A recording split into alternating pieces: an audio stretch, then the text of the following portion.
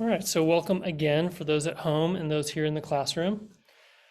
So a little introduction. My name is Mike Lewis, and I'm a licensed professional counselor and a licensed addiction counselor in the state of Colorado. Also a new faculty here in the mindfulness-based transpersonal counseling program on the Paramita campus in the residential program, and teaching some counseling courses, counseling skills courses, and some research courses.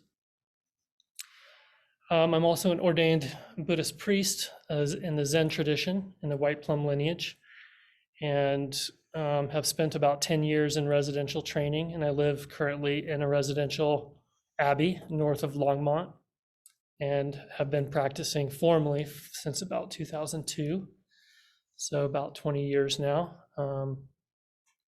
and a couple different monasteries, and then the abbey where I live now. I've dabbled in some Vajrayana training and some Theravada training, insight meditation, and yoga, Christian mysticism, and I grew up Christian, spent a lot of time in the church there, and Taoism, and a variety of other things in smaller amounts. Also an avid rock climber. And have been a mountain guide and an outward bound instructor for a lot of my adult life. I've worked in wilderness therapy and some other interesting things here and there. So I have a few disclaimers about myself that I wanted to share. And the first one is that I'm a Zen Buddhist. And so every form of Buddhism is a little bit or a lot different. And so what I say here, often, I've heard the Dalai Lama will say things. He'll say, well, in Buddhism, we do this. And I'm listening and I'm like, that's not what we do. And so I just wanted to name that and say that, whatever I'm sharing is coming from layers of difference. And one of them is that I'm speaking from a place of Zen Buddhism, but I'm also speaking from a place of White Plum Zen Buddhism, which comes from Maizumi Roshi. And then through my teachers, and then also I'm speaking from my personal experience as a practitioner. And so all of that provides its own different lens.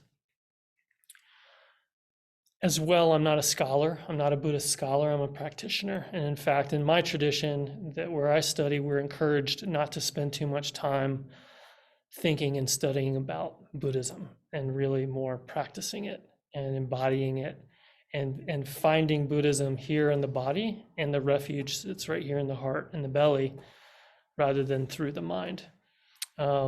We do certain training that where we do use the mind in an intellectual way, but ultimately we're just using that as a doorway into the body, into the direct experience of the practice of Zen. And that's one of my attractions towards Zen too, is it's very simple and not too intellectual. And not that any other forms are right or wrong. I think we're all drawn psychologically to whatever form of spirituality is the right fit for us. So those are my disclaimers. So the title of today's talk is Buddhism and Psychotherapy, the Three Treasures for Enlightenment and Healing. And I just want to go ahead and get this enlightenment word out of the way. I don't know why I put it in there, but it's one of my favorite words, actually. But it's this word, it has its own taboo, right? Which I actually just learned how to say taboo recently. I always said taboo, and I'm from the South. And is that how you say it? Yeah, maybe it's an East Coast, West. But I looked it up on Google, and the little Google pronouncer said taboo, taboo. But also my partner, who's from California, says taboo. Anyway, so enlightenment is this kind of taboo word in the Buddhist culture because there's so much ego wrapped around it. Watch out. If you say it, that means your ego is going to get attached to it, and that means you're not enlightened, so watch out. But ultimately, what I have learned over time is that if you don't have as a Buddhist practitioner, not anybody else, but as a Buddhist practitioner, if you don't have this intention towards awakening, it's probably not going to happen, because we have to have right intention and right effort to move us in the direction of our path of realization and awakening. If our clients didn't have intention for change and to awaken to their own internal wisdom and birthright happiness, they wouldn't show up to therapy, right? So we have to have this intention that drives us along. So there's this paradox, this dialectic, kind of like in DBT, there's this dialectic that we have to hold of, I want to awake or I want to be happy, and also don't attach to the goal, right? And so often there's this teaching of like, well, don't have goals. You're not supposed to have goals. If you look in the Tao Te Ching, there's some lines about not having goals. And at the same time, if you don't have the goal, what's going to get you off the couch and onto the cushion? And so maybe the simple goal for that day is just simply to feel relaxed. A lot of people come to meditation just because they want to feel relaxed. But anyway, enlightenment is the teaching of the Buddha. So if we're not talking about enlightenment, then we're not talking about the teaching of the Buddha right there off the bat. And you could say that one person might say that the culmination of the Buddha's teaching is enlightenment. I would say that the culmination of the Buddha's teachings is living the enlightened way, or living the enlightened life. So it's not just attaining something or reaching a certain state of mind and body, it's actually bringing that into the world, into our daily moments in our daily lives, which psychotherapy, what a wonderful way to bring our realization forth in the world. One more thing I'll say about that is that, some of the teachings that I've heard and that I truly believe is that each human being, whether they're saying it or not, wants to be enlightened. And they just use different words for it. I want to be happy. I want to be content. I want to be at peace. And our clients come in and they say all kinds of things to us about what they want. And whatever the things that they're wanting outside of themselves, really, they're wanting something inside. They want to feel good. Who doesn't want to feel good inside?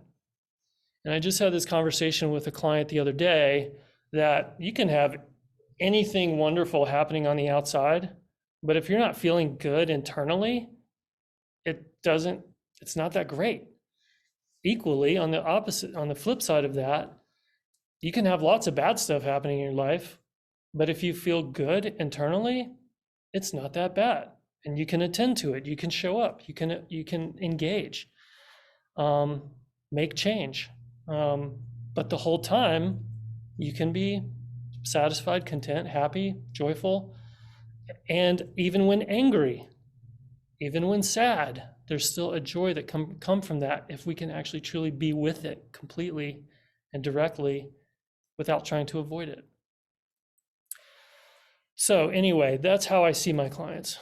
This person standing in front of me or coming into my office for the first time or here on Zoom for the first time, this person wants to be enlightened. They want to be happy. They want to be content. So that's what we're doing, in my opinion, as therapists, no matter how we look at that word. Case 14 of the Blue Cliff Record. A monk asked Uman, "What are the whole lifetime teachings?" Uman said, "An appropriate response." So in the Zen tradition, there's sort of two different lineages in Zen. There's the Soto lineage and then the Rinzai lineage. There's other forms of Zen too, but those are the two primary forms. My lineage is a mix of the two. And so to progress in one's path towards awakening, realization, and then actually integrating that realization into daily life, we go through about 750 or more koans. And so for since 2003, when I started koan study, I've spent thousands of hours in one-on-one interviews with my different teachers. But my current teacher, I've been with for 16 years. And I have been meeting with him for three or more times a week for about 16 years doing koan practice. And so it's a wonderful practice. It's a wonderful, intimate relationship to have with one's teacher. And I want to tell you a little bit about the koan practice. So in koans, there's different types of koans, and each koan has its own specific insight that the practitioner is supposed to get from it. But it doesn't always happen in a supposed to way. So there's a lot of variation that can happen. But in general, there's certain koans that it's like, no, we're going to keep you on this koan until you get the insight that you're supposed to have, because they're called gateway koans. And even the first book of koans that we study are called the Gateless Gate. So there's this gate that we move through that brings us, in theory, our first Kensho experience, or our first deep realization experience. And that gate it's a gate in the mind, it's a gate in our perception of how we experience the world and how we experience ourselves. But ultimately, we realized that there was no gate there. That the whole process of realization is actually an unlearning, which I find to be true with my clients as well. A lot of the work that we're doing is unlearning habitual states of mind, habitual patterns of mind that lead to behaviors that lead to suffering. So anyway, these koans are gates, and we move through them, and each one has its own sort of style, but each one is this practiced, it's a practice of non-conceptual mind. So you have this koan. What are the whole lifetime teachings? An appropriate response.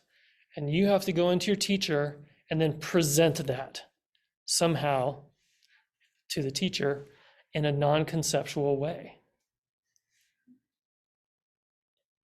So it doesn't mean you go in and say, well, here's what I think it means. I think it means, the teacher will just pick up the bell, ring the bell, and you walk out, and the next person comes in. And so some of the koans are koans that are specific. There's a specific answer that you can derive from the koan. And you can go in and everybody would sort of give a general similar answer. This is one of the koans where you actually look in your daily life and you bring your daily life examples into the room. So if we all think right now about some kind of situation in our life that might be a difficult one, a challenging one, what would be the appropriate response to that? Is that considered our own koan? Yeah. So we call these Genjo koans, or daily life koans, koans that extend off the cushion. And so you might bring in and, that could be an answer to a koan. Or, God, I'm so sad today. That could be an answer to a koan.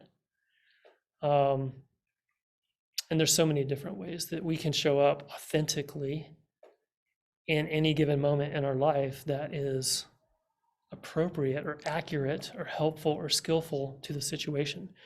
So I chose this koan today because isn't this what we're doing as therapists? Aren't we trying to have the appropriate response to what's happening right there in front of us with our clients? And we work at it. We learn all this stuff, we practice, we read, we look at videos of ourselves and other people in our training, and after we get certifications, all of this stuff, so that when that client's right in front of us, we say something or we make a gesture that right there helps that client move through a gate in their mind or in their body. I was thinking about it this past week as I was planning, and I was thinking, you know what? I think probably of all my interventions I think I did 24 sessions this week with clients. Out of all my interventions, probably about an eighth of them, I would say, were appropriate responses. The others were like, okay, they were okay, good enough. I didn't have any bad ones. which is, good for me. That was good. But I nailed it probably about an eighth of the time. And so for me, that's motivation to keep working, to keep doing my meditation. Yeah, so an appropriate response. So this talk is also about the three treasures. So how does that relate to an appropriate response?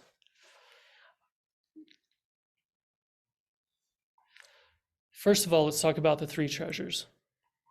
So the three treasures, which are also known as the triple gem, the three jewels of Buddhism, are the Buddha, the Dharma, the Sangha.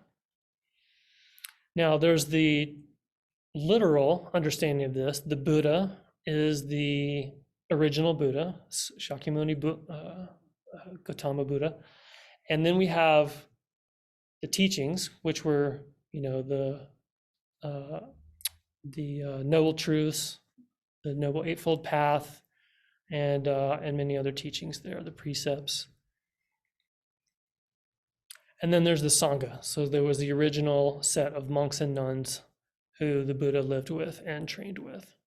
And in a literal sense, the original Sangha was limited to that small. It wasn't small, but in terms of the population of India at the time, that small community of people. But we can look at the Buddha, the Dharma, and the Sangha in other ways. So the Buddha is also the many, many teachers who've passed on those teachings from the Buddha to today to make them available to us today. So I could look at my teachers and say, oh, they're the Buddha. They are the Buddha.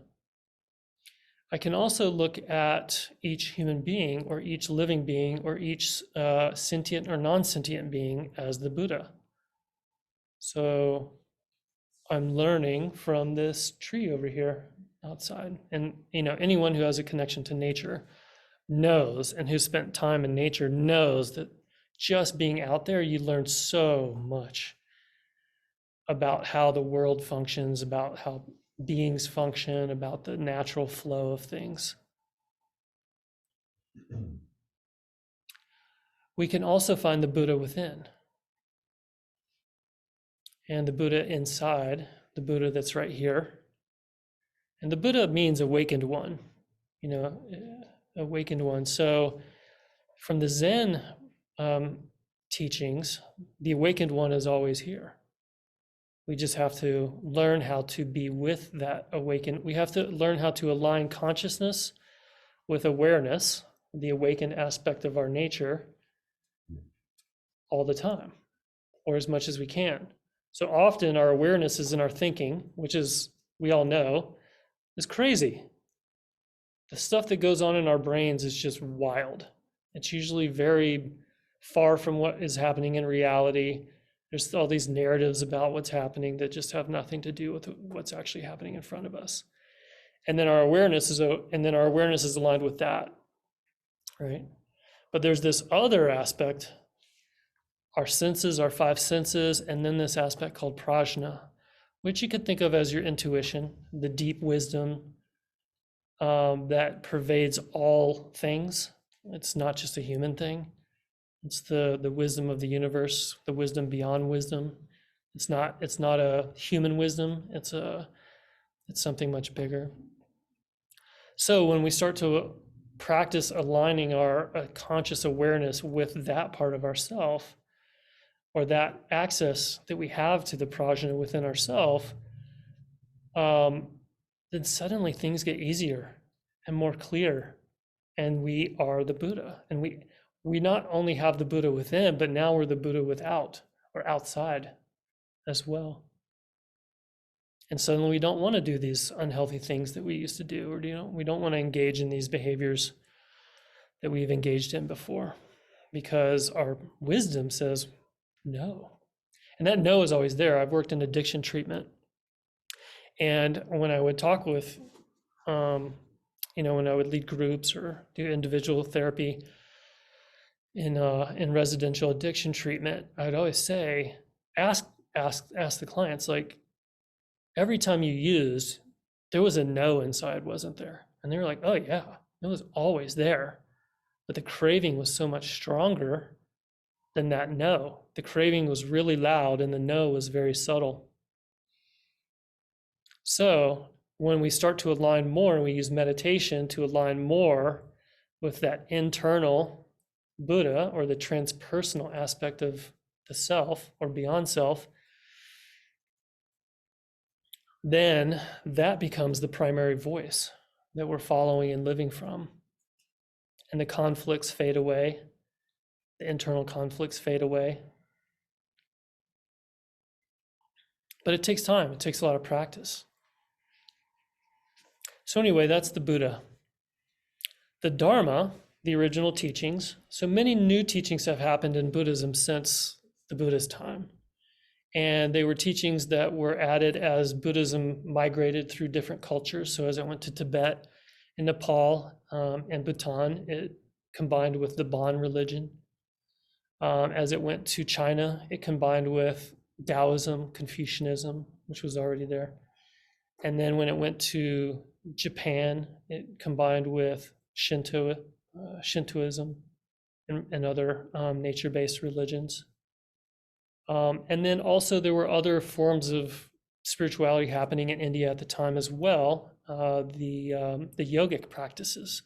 And so Buddhism picked up that along the way as well. And the Buddha was a yogi, the Buddha was not practicing Buddhism, right? The Buddhism was a practicing yogi, a sadhu in the forest, and then just came upon a new form of meditation and awakening. So anyway, there's many, many new teachings. And so this is also the Dharma. So we can look at the Dharma in that way. We can also look at the Dharma as any teaching of wisdom. So it doesn't have to be just Buddhist. Any teaching, like Christian mysticism, is it called contemplative prayer or centering prayer? Centering prayer, what a wonderful, beautiful contemplative practice. Focusing on a word like love and just bringing that up with the breath. And bringing our attention back to the word love or humility or patience each time we find ourselves thinking. Anyway, so that can be the Dharma. The Dharma can also be what we learn from nature and nature itself. And then Dharma is right here. The Dharma of thusness is always accessible to us. And so there's this idea, what is thusness? People come into our counseling sessions and they say, I just want to be present. I want to be more present with my life. I feel like my life is passing me by and I'm missing out on it. I want to be more present to my life. So what does it mean? And then I engage them. So what does it mean to be present? How do we do that? And then they're like, I don't know. And it's so simple. I did this with a client Wednesday or yesterday or Wednesday. And I just let them flounder around a little bit, like play around. Okay, what is it? What is present? What is present? And eventually I just gave it to her. And I was like, it's really nothing more than your five senses. Seeing, hearing, smelling, tasting, feeling. Right? So in our practice of mindful meditation, we're just coming into our senses over and over and over again. We're feeling, we're listening, smelling, tasting,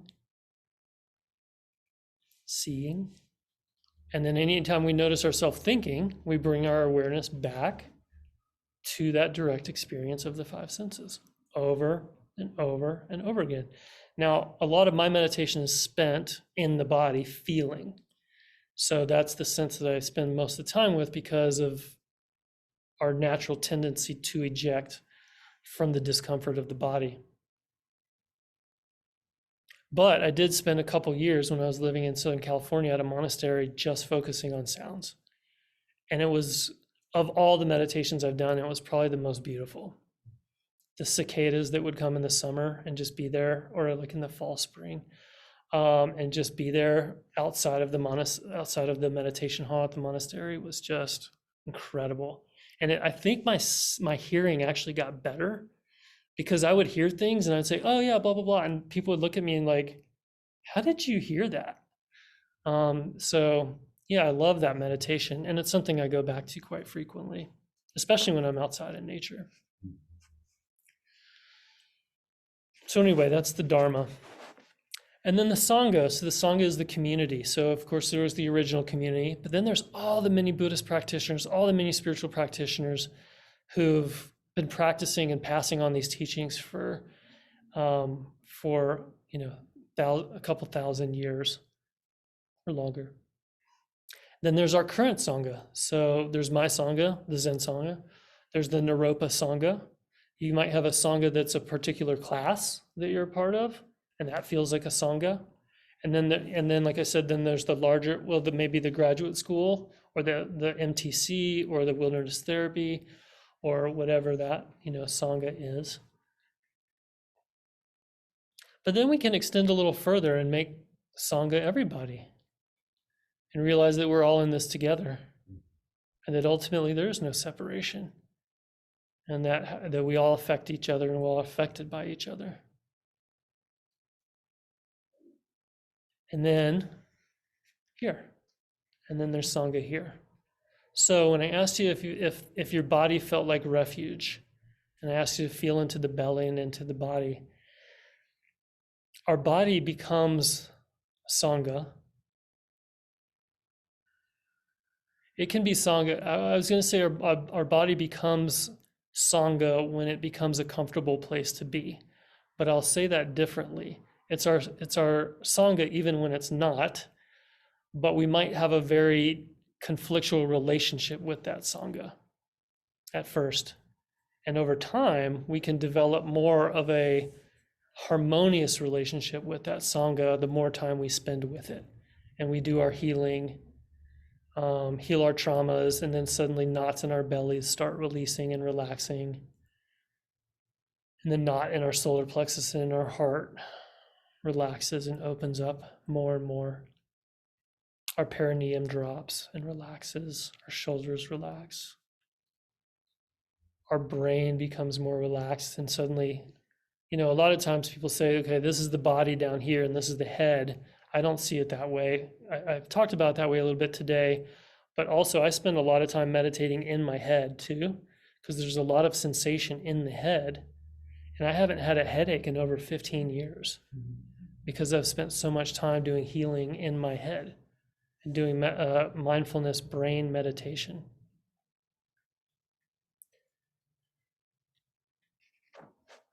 So that's the Buddha, the Dharma, and Sangha. Now, one more layer is that there is no Buddha, there is no Dharma, there is no Sangha.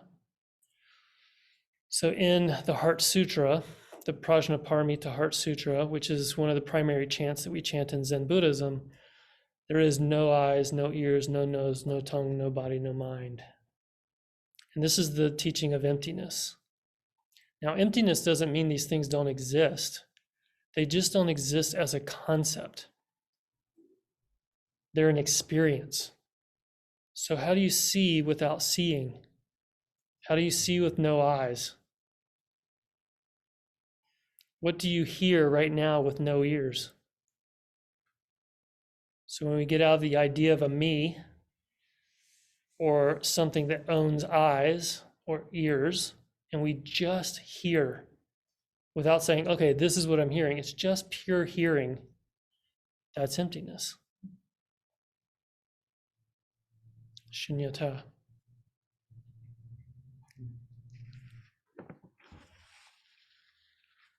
So how does this relate to us as therapists? So as therapists, it's important for us not to be out there in a vacuum and doing our own thing, in my opinion, and just doing our own thing. People can get in trouble. They feel alone, they get lonely, and they start having inappropriate relationships with their clients. It's important that we have our Sangha outside of our clients. But our clients are our Sangha too. I love my clients. I love spending time with them. They're a real joy to be with. And I'm often, when I see them, when I go into the session, I'm usually really happy to see them. Even when I do 24 sessions in a week, it's like, Tony! And they're like, I had a shitty week. And I'm like, sorry to be so happy. I'm just really happy to see you. So I have to kind of like calm myself down a little bit and back off a little bit. And often we'll kind of have a little chit chat at the beginning just to like, because we're so happy to see each other. And then suddenly I realized that they had a really bad week. Anyway, so it's important for us to have our Sangha outside of our clients as well. And the Sangha, the practice of Sangha, is exactly what the students in the MTC program and here at Naropa are experiencing. Sangha is not always comfortable. It's, you put a lot of sharp rocks in a tumbler and you tumble it for a while and everything gets kind of rounded off after a while. And that's the experience of living in a monastery. It's the experience of having students on an outward bound course or in a wilderness therapy patrol. Is a lot of the healing comes from rubbing on each other and working your own knots out through interpersonal interaction and conflict and working out the conflict, as well as, so that's one side of it. The other side is the support that we get from each other. I remember when I was a student in the contemplative program between 2006 and 2009, pretty much everybody in the program had a rough day once in a while. And everybody would swarm around them, put hands on them, hug them, and just be there. Yeah. So we support each other in the rough times. We're a reflection of each other's shortcomings and needed areas for development and growth and movement. And we're also, there's an energy that happens when multiple people get together and do something together versus you trying to do it on your own. That was my attraction to group meditation. I wasn't necessarily like, I want to make a lot of friends. That's not why I went. I went because I sit better and longer and more concentrated when I sit with other people. So that happens in the classes here at Naropa. There's an energy, that comes together. But also as therapists, there's a moving forward together that happens when we have peers that we're meeting with regularly, and we become better therapists from hearing the stories of our peers and how they're attending to certain situations, and when we're open and willing to get advice from them. And so anyway, yes, that's the Sangha.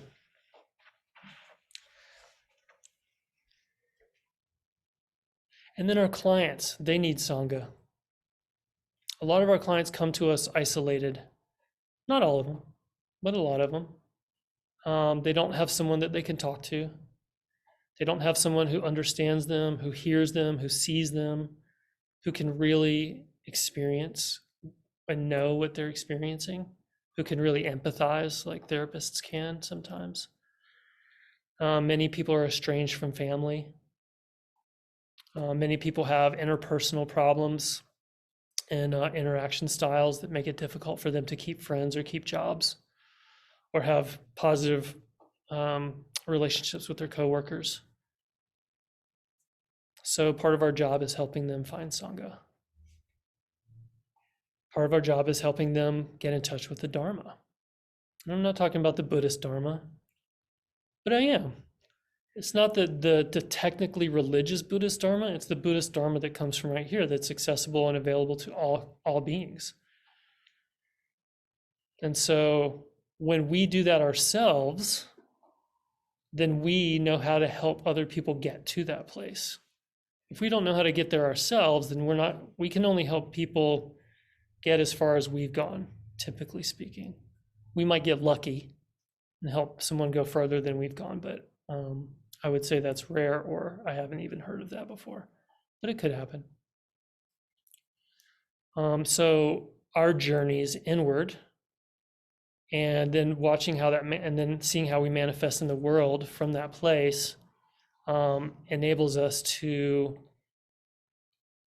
help our clients learn their own internal dharma and learn to trust and have faith in parts of themselves that they didn't know were there, and listen to parts of themselves that they didn't know were there or that they've been avoiding or suppressing.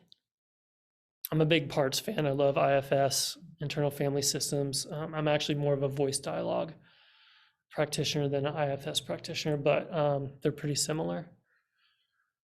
So yeah, I love the internal parts and learning to listen to the different parts and give them their space to breathe and make choices and find that balance and offer.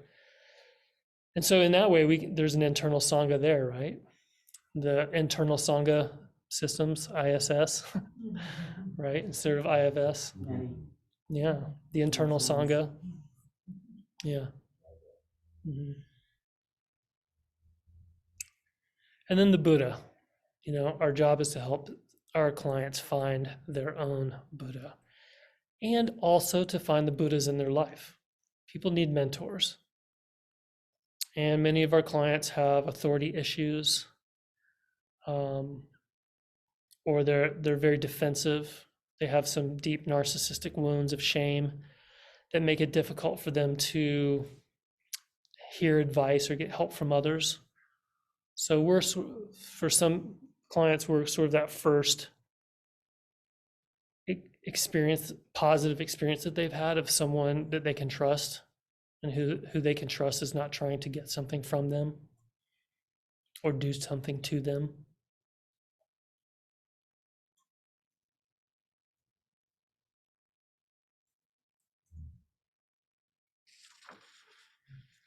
So I want to finish with this word that we started with, refuge. Actually, I'll finish with two different things. Refuge, I ask you all right now, where do you take refuge? I can say I take refuge in the Buddha, the Dharma, the Sangha. And I say that every morning when I put my rakusu on and I see someone out there I see someone with a rakusu on, I think. I brought mine today. I didn't want to get too religious, but I brought it and I put this on every morning. We sit at the Abbey every morning and then we put it's a little robe that we put on and do a chant. But it's basically taking refuge in the Buddha, the Dharma, and the Sangha when we put our robes on. So I can say I take refuge in that, but those are just concepts. Ultimately, my refuge is right here, because this is what I take everywhere. Wherever I go, this is there. And I'll ask clients, okay, what's your higher power? When I work with clients with addiction, what's their higher power? Oh, nature's my higher power. And then I say, what if you're working inside an office in downtown Denver? Can you not access your higher power until you go outside that day? What happens if you get into an argument and you need your higher power right then and there? Where's your higher power? So for me, my higher power is right here. It's right here, this whole thing, because I've spent hours and hours and hours over decades making friends with it. So, yeah. Anyway, so that's me. So your refuge, where do you find refuge in life right now? Where do you find refuge in mentors, teachers, Buddhas, awakened ones, and your own awakened nature? Where do you find refuge in the Dharma? Which teachings do you feel drawn to? Which ones are you really taking on and incorporating, integrating into your life?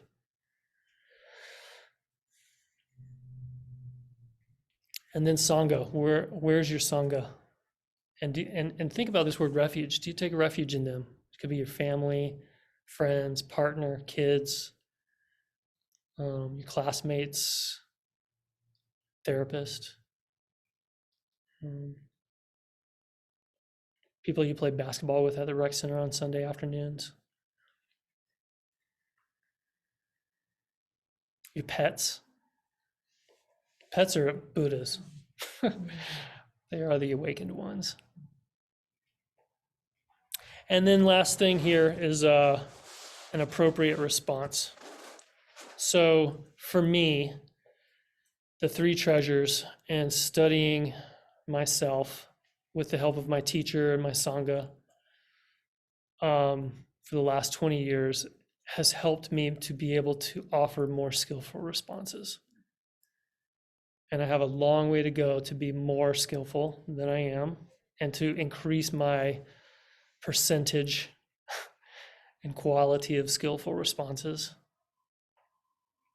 But it's not just as a therapist, it's as an activist, an environmentalist, as a father, as a partner, as a son, as a brother, as a citizen, as a resident of, I'm actually in Larimer County, but the Boulder County, Larimer area, as a faculty member. So I encourage you all to tap into to the resources you have, and to consider this as refuge, and to really experience it as a practice, in an effort to do our best work that we can for our clients. Thank you.